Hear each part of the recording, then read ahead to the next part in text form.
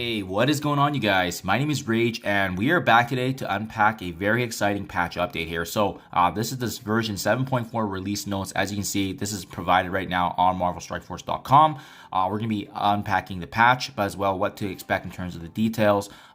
Very, very exciting, though, as you can see from this image. The newest team coming to the game being the PEGASUS team, but as well they're going to be the answer for the incursion raids, specifically that tech section. So what I really like about this is that they've been able to add some reworks here for characters that are either falling out of the meta or currently slipping a bit in terms of needing a rework. So that's been added, but as well also us seeing Tony Stark, the OG Iron Man here for the Infinity War. So I think it's a huge addition. Iron Man's a heavy favorite of the game, and we also get the glimpse of another character addition coming to the Undying team. So having said that, guys, let's get right to it.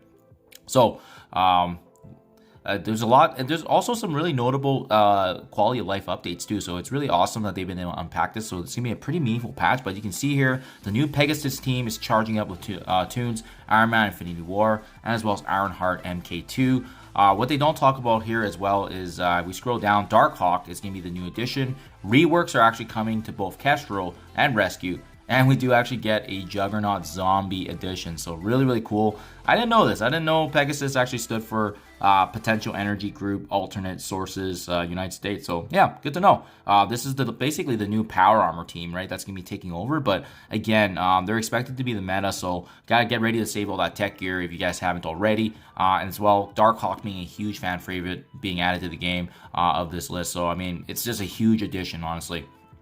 We're seeing them as well with Tigra being the final member of the new Avengers being added. So we're going to see her addition, be able to preview her kit, but as well Zombie Juggernaut joining the Undying team. So it's going to be interesting if this is something they're going to be keeping forward for the next years with the Halloween season. Awesome stuff. We've already heard notable additions. Thanos in the Black Order, he's getting a buff and an update, but looks like they don't have anything to announce just yet. We got some new costumes here for Doctor Strange, the Defenders, and as well the October month-long event, which is going to be, it looks like Tigra here. So featuring Tigra, she is going to be obviously for that unlock. This is going to be a new character that we can look forward to, and rounding out the rest of the new Avengers as well. Loki Season 2 announcement, so looks like there's some opportunities here to unlock costumes. Obviously here just to celebrate Loki and Sylvie in the Season 2. Good stuff. PEGASUS Showcase, so it's similar to what we kind of saw with the Invaders and Bifrost. It looks like they are going to be coming in this way of showcase events where they are released one after another. But keep in mind, it's important to unlock them because they essentially build off of each other, right? And you basically need the subsequent characters for each event, so that way you can actually fully partake and generate those rewards. Typically, they're pretty friendly free-to-play events. I mean, typically if you're not spending, you still have a pretty decent chance. You just gotta make sure that you're able to unlock the character through whichever method that they're intended. We also have the Nexus Heart chapters coming. So chapters 3 and 4 is going to feature Union Jack and Titania. What I do like about this is that they've revamped some of the rewards too. So T15, T16 minis are going to be increased as a result. There's also some increase in drop chances here, as well as all the other catalysts, and especially the teal stuff. That's all going to really add up in the grand scheme, especially when you're farming them day in, day out. This is cool. A Sword Satellite. So this is like a revised version of Tower Mode. So it's going to feature 40 floors, up to having 10 enemies each, but as well, it's more challenging than Avengers Tower, and there are actually checkpoints too, so it can prevent us from obviously dropping all the way to the very bottom, but as well, it's going to be similar. I think you can climb as much floors as possible to generate as much milestones and rewards, and based on that leaderboard format, which is always exciting because, again, that theory crafting comes into play, and it's always awesome to see how high you can push if that interests you. We also have this essential items bookmark system that's getting added, actually. So 50 pieces of gear, and you can actually use that to actually farm quicker. Now, I caution you guys on using this because I don't know if you're suspiciously into that. There's theories going around that sometimes when we do mark as favorite characters and so forth, sometimes it's a way for AI to know what we're looking for, and then the chances of getting that gear piece or material actually gets reduced. So it's actually almost kind of counterproductive. But yeah, it depends on what you guys believe in for convenience versus what you think the AI is doing. If obviously all the gear you're looking for is balanced, I think that's safe. But yeah, to be honest, I don't know if I'm going to use this just yet, just because I know of that. But like, for example, if I know there's a certain node that has gold fragments or training fragments, then I'll probably favorite that, so that way I can just farm the notes quicker. So that'll be good. But either way, just food for thought. We may or may not be helping them make it more difficult to farm certain items too. So just something to keep in the back of your mind. I don't know what I believe in, to be honest. I'm just gonna go with the resources that I already have handy, and anything that I need a big chunk of, I'm probably just gonna do it manually, and just for the sake of my own well-being, and you just never know what's happening behind the scenes, right? We have this drag and drop in squad select. So another quality of life update. It allows us to tap and hold a character to be able to drag them to different slots. So that's cool. I think that's going to be huge because I'm always playing around with the roster, and anything to make that easier is going to be nice. We have this in-game inbox community tag finally getting filled with a new button. So that's going to link directly to the website.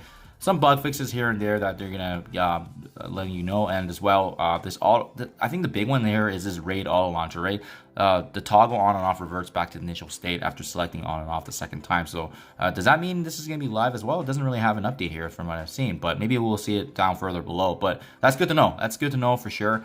Just because, like I said, that's a huge quality of life for the Alliance related events and festivities. We got character related fixes too, so make sure you guys take a rip through there. Always great to see that these additions and fixes are happening. More information here obviously on this Pegasus Spotlight team. I believe most of them are actually global characters, so just a heads up guys, but the good news is they're tech. They're utilizing raid, so it could give you some options if you're looking for Dark Dimension 6 viable characters, especially knowing that this is going to be the meta for the incursion. So Iron Man Infinity War is probably the character most folks are looking forward to, so I really like that. I can't wait to actually get his unlock, and it's gonna be fun.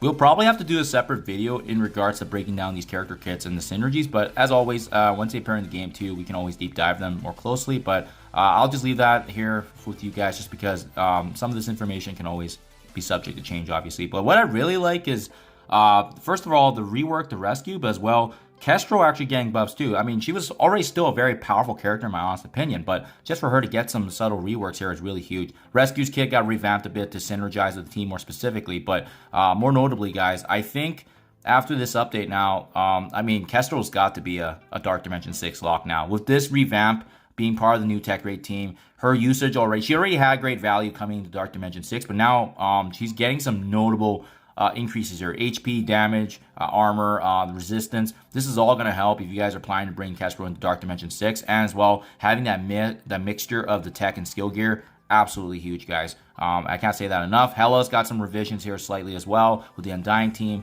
and looking forward to seeing how Zombie, the Juggernaut's going to be. And Morbius looked like he has a slight revision as well, so something to be mindful of. You guys are using him.